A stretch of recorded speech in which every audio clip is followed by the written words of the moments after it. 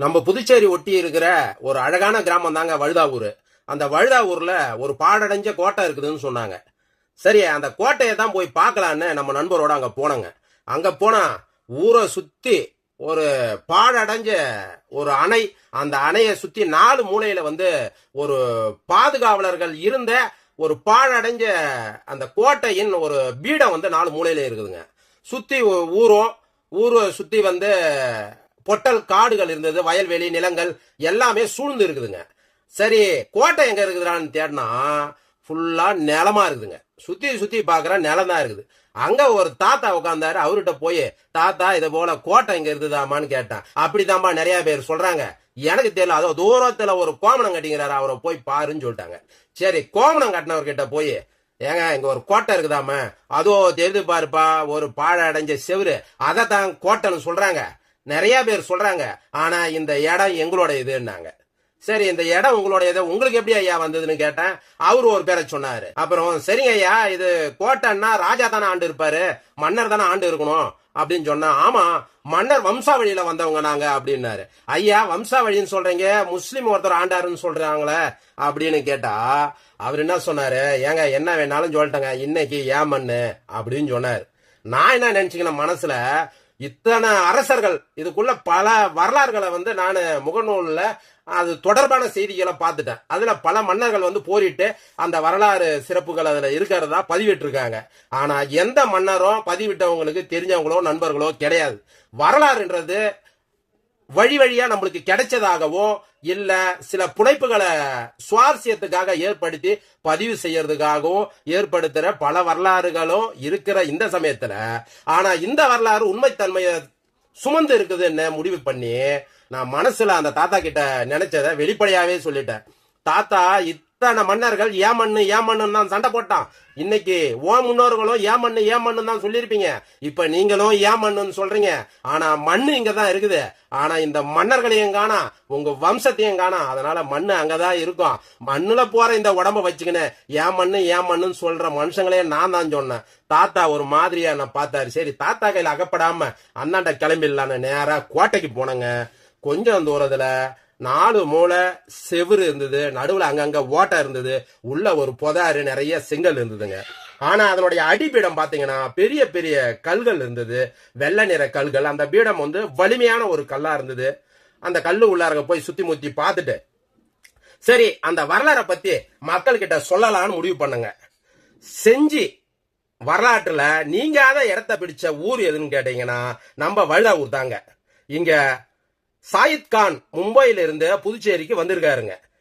வழுதாவூரை விலைக்கு வாங்கி இந்த கோட்டையை ஆட்சி செய்து வந்திருக்காருன்னு சொல்றாங்க. இவருடைய புள்ள மகமத் கான் சாயித் கானின் நெருங்கிய நண்பராக விளங்கியவர் சொருத் சிங் என்பவர் ராஜா தேசிங்கின் தந்தை என்று சொல்றாங்க. ராஜா தேசிங்கோட சண்டை போட்டு மகாத்மா கான் செத்துட்டாருங்க.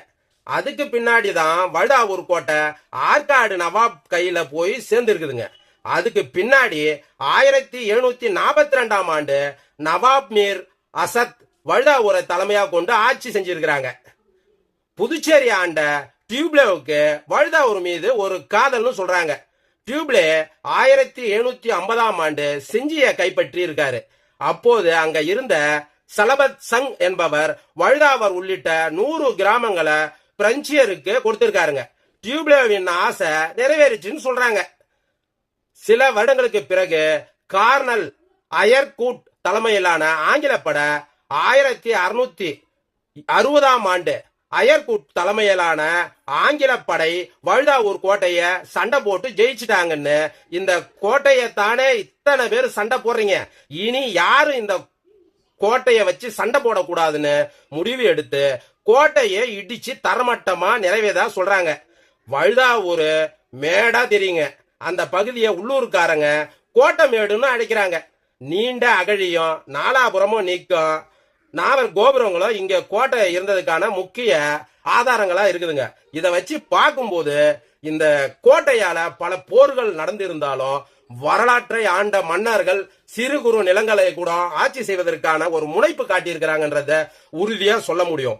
இப்ப தச்சமயம் அந்த இடத்துல நீங்க பாத்தீங்கன்னா பல புராண காலத்து ஓடுகளும், அது மட்டும் இல்லாம பல அந்த பீடத்துக்கான கற்களும் சிதைந்து கிடக்கின்ற அந்த கோட்டைக்கான கற்களும் அங்க இருக்குதுங்க.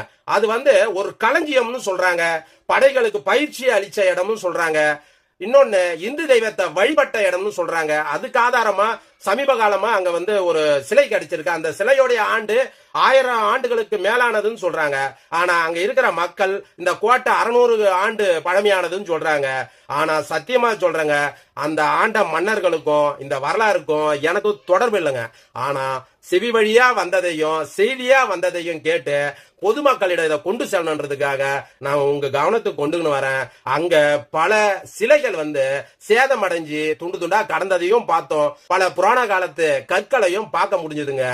வாய்ப்புள்ளவங்க நேரா போய் அந்த வரலாறை பார்த்து மகிழணும்னு கேட்டுக்கிறேன். இன்னொரு முக்கியமான விஷயங்க, அங்க விவசாயம் செய்கின்ற விவசாயிகளுக்கு எந்த தொந்தரவும் கொடுக்காம போயிட்டு வந்தீங்கன்னா அவங்க நம்மள விரட்ட மாட்டாங்க. அவங்க நம்மள பார்க்கும்போது நம்ம நிலத்தை அபகரிக்கிற போல யாரோ வராங்கன்னு ஒரு அச்சத்தோட பாக்குறாங்க. கடும் கோபமாவும் எரிஞ்சு விடுறாங்க. அதனால வரலாறு முக்கிய அமைச்சரே என்று கூறி கலாம் விதைகளின் விருட்சம் சமூக இயக்கம் சார்பாக உங்களிடம் இருந்து விடைபெறுகிறேன். என்றும் அன்புடன் இரா ராஜா.